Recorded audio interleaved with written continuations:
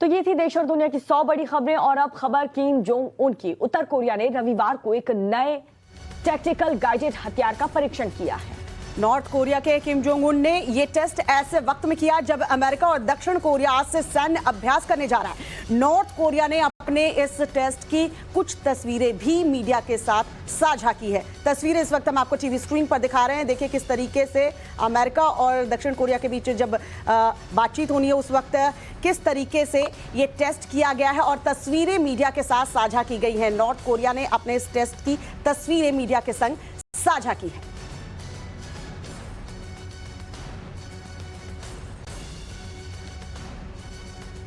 तो परमाणु बम का जखीरा भी बढ़ा रहे हैं Kim Jong Un. North Korea ने परमाणु मिसाइल का टेस्ट किया है। एक तरीके से कई बड़े संदेश देने की कोशिश। किम का टैक्टिकल न्यूक्लियर टेस्ट का ये बहुत बड़ा दावा है। अमेरिका और दक्षिण कोरिया को किम की सीधे तौर पर धमकी है। परमाणु बम का जखीरा बढ़ा रहे हैं किम जोंग उन।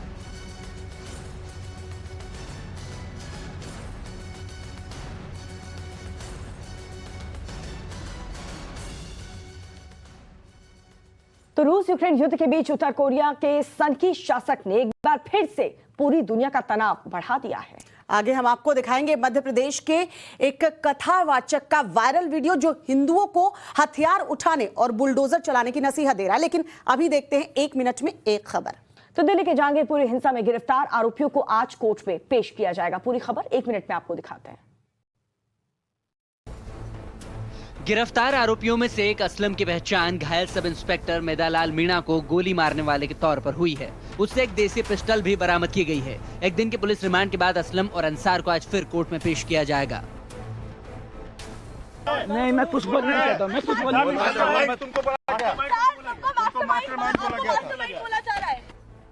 पुलिस ने अब तक 21 आरोपियों को गिरफ्तार किया है। 12 आरोपियों को पहले ही न्यायिक हिरासत में भेजा जा चुका है। असलम और अंसार समेत बाकी 9 आरोपियों को आज कोर्ट में पेश किया जाएगा। बाकी पत्थरबाजों की पहचान के लिए पुलिस सीसीटीवी खंगाल रही है। गिरफ्तार किया गया मास्टरमाइंड अंसार जहांगीरपुरी का कुख्यात सट्टेबाज है। उस पर पहले से ही कई मामले दर्ज हैं। बताया जा रहा है कि शोभा यात्रा पहुंचने से पहले ही घटनास्थल पर अंसार पहुंच गया था और हिंसा भड़काने की पूरी तैयारी कर ली थी। फिलहाल पुलिस इसके बाकी साथियों की तलाश में जुट गई है।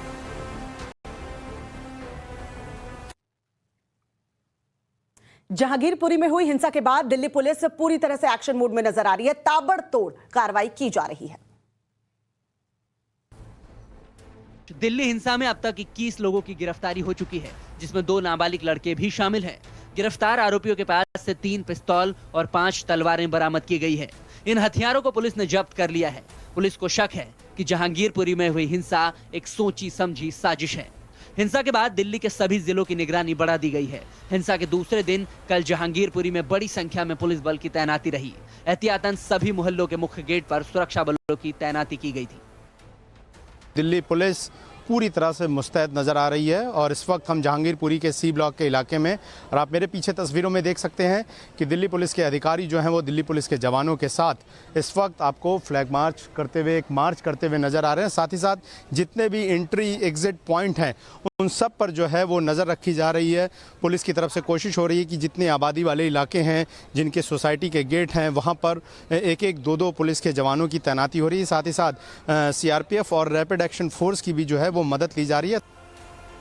दिल्ली के जहांगीरपुरी इलाके में शोभा यात्रा के दौरान पथराव के बाद भड़की हिंसा में फायरिंग भी की गई थी। हिंसक झड़प में कई पुलिसकर्मी घायल हो गए थे। अब हालात काबू में हैं। सीसीटीवी फुटेज के आधार पर पुलिस दोषियों को पकड़ने में जुटी हुई है।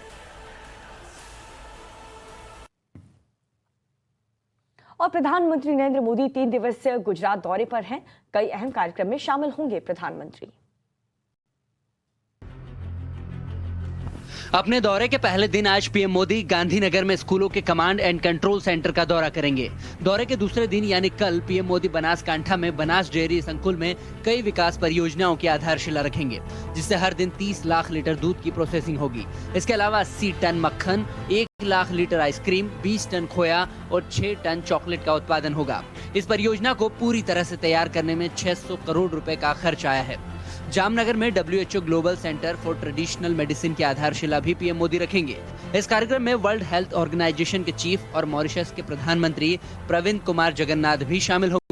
यात्रा के तीसरे और आखिरी दिन यानी 20 अप्रैल को प्रधानमंत्री गांधीनगर में वैश्विक आयुष निवेश और नवाचार शिखर सम्मेलन का उद्घाटन करेंगे। पीएम मोदी बनास सामुदायिक रेडियो स्टेशन भी राष्ट्र को समर्पित करेंगे। ये सामुदायिक रेडियो स्टेशन किसानों को कृषि और पशुपालन से संबंधित जानकारी देगा। उम्मीद की जा रही है कि रेडियो स्टेशन करीब 1700 गाँवों के 5 लाख से ज्यादा किसानों से जुड़ेगा। बीजेपी अध्यक्ष जेपी नड्डा कर्नाटक पहुंचे और वहां उन्होंने विपक्ष पर जमकर हमला बोला। कर्नाटक में सभा को संबोधित करते हुए जेपी नड्डा ने देश के धार्मिक आयोजन में हो रहे हिंसा के मुद्दे को भी उठाया है। उन्होंने इसे विपक्षी दलों का बौखलाहट करार दिया। लोग राजनीति में बौखला गए हैं और उनकी बौखलाहट कहीं न कहीं समाज को विघटित करने के षड्यंत्रों के साथ जुड़ जाती है। इसीलिए आपने देखा होगा कहीं रामनवमी के शोभा यात्रा पर अटैक, कहीं कुछ समय में कर्नाटक में 2023 की शुरुआत में विधानसभा चुनाव होने हैं। जेपी नड्डा के इस दौरे को चुनाव से जोड़कर ही देखा जा रहा है। सभा को संबोधित करते हुए नड्डा विपक्ष पर जमकर बरसे। पीएफआई को छुड़ाने को लेकर कांग्रेस पर जमकर निशाना साधा। जेपी नड्डा ने बोमई सरकार की जमकर तारीफ की, कार्यकाल को स्वर्णकाल करार दिया। जेपी नड्डा ने मोदी सरकार की उपलब्धियों को गिनाते हुए अगले साल होने वाले चुनाव की तैयारियों में जुट जाने का आह्वान किया। पंजाब के मुख्यमंत्री और साथ ही ब्रिटिश सांसद की मुलाकात विवादों में घिर चुकी है। वजह क्या है, 1 मिनट में पूरी रिपोर्ट आपको दिखाते हैं। पूर्व सेना प्रमुख जे सिंह ने पंजाब के मुख्यमंत्री भगवंत मान और ब्रिटिश लेबर पार्टी के सांसद तनमनजीत सिंह ढेसी से मुलाकात को लेकर आम आदमी पार्टी की आलोचना की है। तनमनजीत सिंह अक्सर अपने भारत विरोधी स्टैंड के लिए सुर्खियों में रहते हैं। पूर्व सेनाध्यक्ष जे सिंह ने भगवंत मान पर निशाना साधते हुए कहा है कि आम आदमी पार्टी को साफ करना चाहिए कि क्या ऐसे लोगों का समर्थन करती है। भगवंत मान जी और इन्होंने जो मीटिंग की उसमें अगर कश्मीर के बारे में ढेसी साहब के विचारों को जानते हुए उन्होंने उनके साथ सहमति दिखाई है तो वो बहुत गलत बात है और उसके बारे में वो क्लैरिफिकेशन दें कि उन्होंने उनके साथ कश्मीर के ऊपर क्या बातचीत की। लेबर पार्टी के सांसद तनमनजीत सिंह पंजाब आए हुए हैं। भारत दौरे के दौरान ब्रिटिश सांसद तनमनजीत सिंह ने पंजाब के मुख्यमंत्री भगवंत मान और राज्यसभा सांसद राघव चड्ढा से मुलाकात की है। कोरोना एक बार फिर पैर पसारने लगा है। पिछले 24 घंटे में दिल्ली में 500 से ज्यादा नए केस सामने आए हैं। पेट्रोल, डीजल और सीएनजी की बढ़ती कीमतों के खिलाफ टैक्सी, कैब और ऑटो यूनियन आज से हड़ताल पर जाने का फैसला कर लिए हैं। 2 दिनों के लिए हड़ताल का ऐलान किया गया है, लेकिन मांगे पूरी नहीं होने पर यह अनिश्चितकाल के लिए हो सकती है। 2 दिवसीय हड़ताल में दिल्ली के सभी यूनियंस शामिल हैं। दिल्ली में कुल 90,000 ऑटो और 80,000 टैक्सी हैं। ऑटो ड्राइवर्स की मांग के समर्थन में आरटीवी की 10,000 बस सेवाएं भी बंद रहेंगी। ड्राइवर्स यूनियन की कई मांगे हैं। दिल्ली में डीजल पर वैट कम किया जाए, सीएनजी गैस के लिए दिल्ली सरकार बस और टैक्सी मालिकों को सब्सिडी दे, दिल्ली में सीएनजी की कॉन्ट्रैक्ट कैरिज बसों की वैधता 2 साल और बढ़ाई जाए। इसके अलावा 15 और डिमांड रखी गई हैं। इससे पहले 11 अप्रैल को ऑटो, टैक्सी और कैब ड्राइवर्स ने सीएनजी की कीमतों पर सब्सिडी की मांग की थी, लेकिन सरकार की ओर से कुछ नहीं किया गया। ऑटो संघ का आरोप है कि केजरीवाल सरकार ने ऑटो रिक्शा एसोसिएशन के सदस्यों की कभी बैठक नहीं बुलाई। एसोसिएशन ने दिल्ली सरकार को चिट्ठी भी लिखी थी, लेकिन उसका कोई जवाब नहीं मिला है। और अब खबर मध्य प्रदेश से। मध्य प्रदेश में छतरपुर के प्रसिद्ध बागेश्वर धाम के पुजारी और कथावाचक पंडित धीरेन्द्र कृष्ण शास्त्री का एक विवादित प्रवचन का वीडियो सोशल मीडिया पर खूब वायरल हो रहा है।